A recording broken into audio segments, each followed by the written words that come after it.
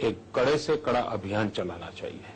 आप कहते हैं वोट बैंक पॉलिटिक्स, मेरे दर्शकों को बताइए एकदम स्पष्ट शब्दों में कि आपकी डेफिनेशन में वोट बैंक पॉलिटिक्स क्या है। देखिए, अगर मैं जैसे गुजरात में मैं बात करता हूं, हम जो भी करेंगे 5.5 करोड़ गुजरातियों के लिए करेंगे।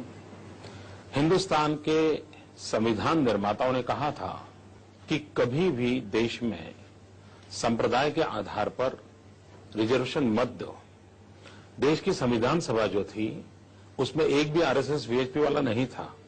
गांधीयन लोग थे, स्कॉलर लोग थे और हाईली क्वालिफाइड लोग थे जिन्होंने संविधान बनाया। और संविधान में डिबेट में कहा गया था कि किसी भी हालत में देश में संप्रदाय के आधार पर रिजर्वेशन नहीं होना चाहिए। देश का दुर्भाग्य देखिए, वोट बैंक पॉलिटिक्स की खातर हाईकोर्ट ने 3 बार आंध्र का विरोध किया, उसके बावजूद भी संप्रदाय के आधार पर आरक्षण की ओर चल रहे हैं।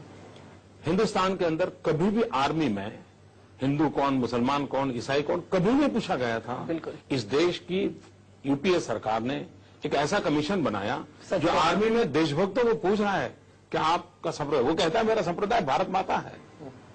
ये जो बंटवारा करने की कोशिश है वो वोट बैंक पॉलिटिक्स को टारगेट करते हैं। अभी एक नया कमीशन बना है जिसका रिपोर्ट बड़ा खतरनाक है। क्या? हिंदुस्तान के अंदर दलितों को, ट्राइबल को आरक्षण देने का कारण हिस्टोरिकल सोशल सिस्टम है।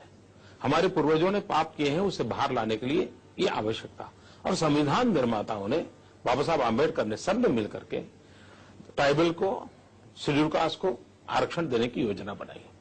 अब क्या कर रहे हैं कि जो कन्वर्टेड ट्राइबल हैं, कन्वर्टेड दलित हैं, उनको भी आरक्षण का अधिकार मिलेगा। इसका मतलब आप कन्वर्जन को एक इंसेंटिव दे रहे हैं।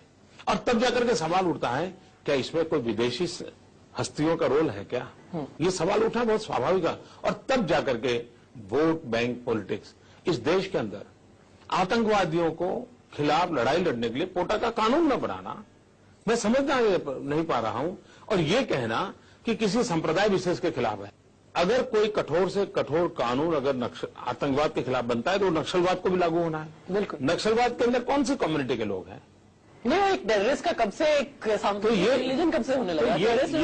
टेररिस्ट तो सारी अच्छा दुनिया के 127 देशों ने आतंकवाद के खिलाफ कठोर से कठोर कानून बनाए हैं।